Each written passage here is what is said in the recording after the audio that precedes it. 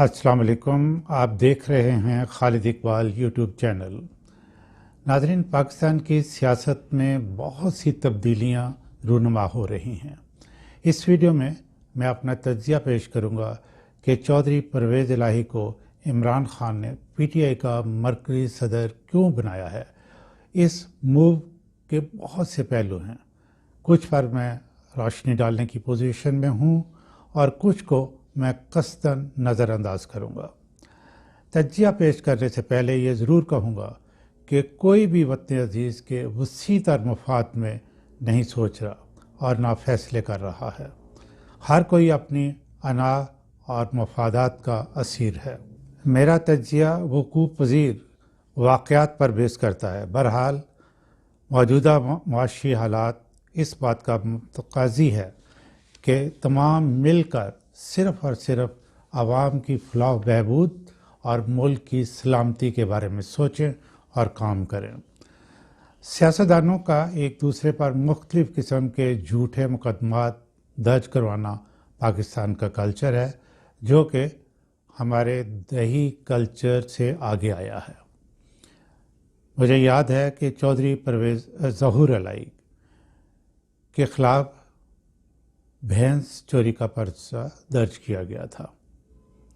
ये रवायत आगे चल के जो कुछ शक्ल इख्तियार कर चुकी हैं वो आपके सामने है। जितनी देर तक इस कल्चर को अदलिया सख्त तरीके से ख़त्म नहीं करेगी और झूठे मुकदमात कायम करने वालों को सख्त सज़ाएं नहीं देगी, इस रवाज का ख़ात्मा नहीं होगा और कौम का कीमती वक्त है वो ज़ाया होता रहेगा। जिनको मुल्क के लिए अहम काम करने हैं वो इसी तरह अपना वक्त ज़ाया कर रहे हैं। पाकिस्तान अजीब कशमकश और मुश्किल में मुब्तला है। हर बात समझने से मैं कासिर हूँ कि पूरी दुनिया ख़ास तौर पर मगरबी ममालिक और आलमी मालियाती अदारे पाकिस्तान को इस गर्दाब से निकलने में मदद क्यों नहीं दे रहे। IMF का बिहेवियर ये बता रहा है कि वो मौजूदा हुकूमत को क्रेडिबल नहीं समझ रहे। इंतज़ामिया जिसको आइन और कानून के मुताबिक अपने इदारों को चलाना चाहिए, वो हर काम के लिए पॉलिटिकल बॉसेस की तरफ देखते हैं।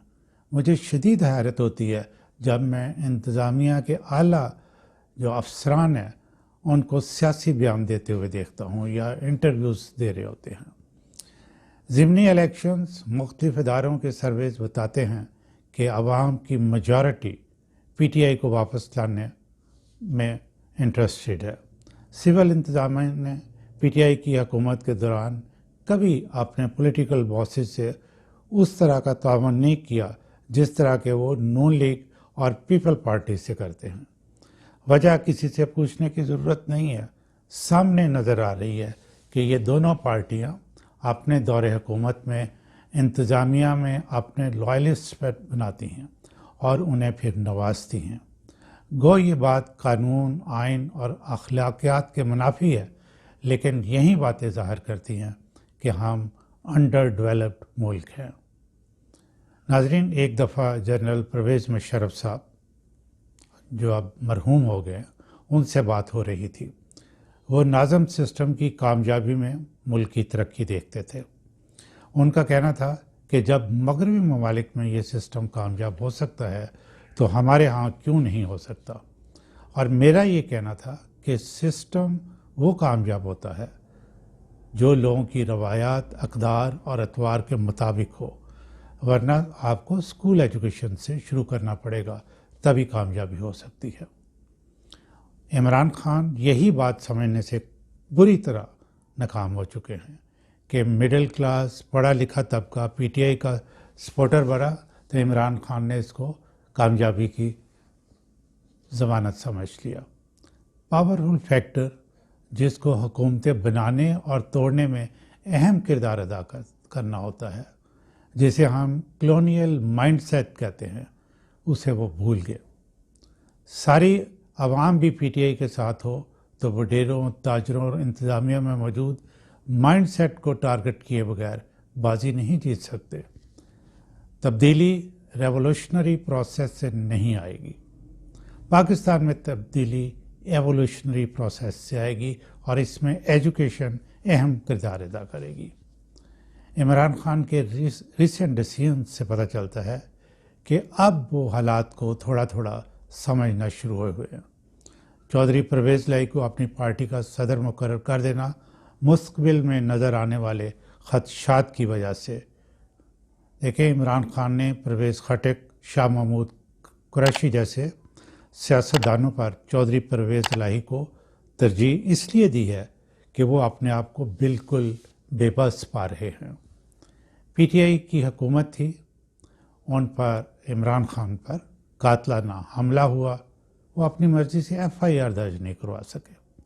الیکشن کمیشن ہائی کورٹ کا حکم نہیں مانتا اور ایکشن لینے میں لیت و لال سے کام لیتا ہے۔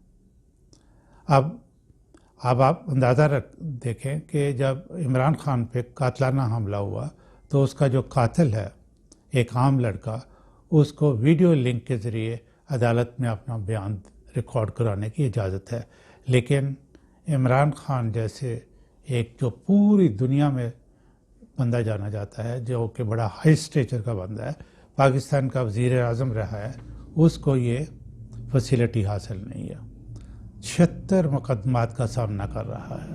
اور میری یہ کنسیڈرڈ اوپینین ہے کہ عمران خان وزڈم نامی کیپیبلٹی رکھتے ہوتے تو آج ان کو یہ دن دیکھنا نصیب نہ ہوتے۔ چودھری پرویز الہی کو صدر بنانے کا مقصد یہ ہے کہ عمران خان کی نااہلی کی صورت میں، جو کہ ان کو سامنے نظر آ رہی ہے، وہ انتظامیہ سے بات چیت کرنے کے لیے آگے ہوں گے، یعنی چودھری پرویز الہی۔ چودھری پرویز الہی ہمیشہ اسٹیبلشمنٹ کی گڈ بکس میں رہے ہیں اور اب بھی ہیں۔ بیوروکریسی ان کے ساتھ کمفرٹیبل محسوس کرتی ہے۔ ڈیولپمنٹ کے کاموں میں وہ کافی وسیع تجربہ رکھتے ہیں۔ چودھری پرویز الہی کا کردار تب شروع ہوگا جب عمران خان کو نااہل قرار دے دیا جائے گا یا پابند سلاسل کیا جائے گا۔ میرے علم کے مطابق توشہ خانہ کیس اور ممنوعہ فنڈنگ کیس میں بالکل سبسٹنس نہیں ہے۔ میں یہ سمجھتا ہوں کہ یہ دونوں کیسز جو ہیں، یہ انصاف کے تقاضوں کو پورا کیے بغیر چلائے جا رہے ہیں۔ جس نے توشہ خانہ سے تحائف لیے ہیں، ان تمام کا ریکارڈ دیکھا جانا چاہیے، خاص طور پہ پولیٹیشنز کا، اور پھر کوئی فیصلہ کیا جانا چاہیے۔ اور ممنوعہ فنڈنگ کا معاملہ یہ صرف پی ٹی آئی کا کیوں؟ یہ بالکل سراسر ناانصافی ہے۔ باقی بھی تمام پولیٹیکل پارٹیز جو ہیں، ان کی فنڈنگ کی بھی اسکروٹنی ہونی چاہیے اور ایک وقت میں سب کا برابر انصاف کے ساتھ فیصلہ ہونا چاہیے۔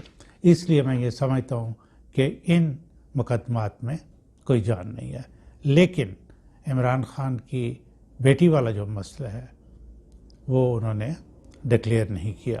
یہ سیریس ہو سکتا ہے کسی سٹیج پر۔ اب بھی اگر وزڈم پرویل کرے تو حالت فوری بدل سکتی ہے، اس لیے عمران خان کو فیصلہ کرنا ہوگا۔ ملکی اور بین الاقوامی امور سے نپٹنے کے لیے کول رہنا اور ایموشنل انٹیلیجنس کا ہونا بہت ضروری ہے۔ جذبات میں آ کے ریئیکٹ کرنے سے بات نہیں بنے گی۔ خالد اقبال کی طرف سے آپ سب کے لیے اور وطن عزیز کے لیے بہت دعائیں۔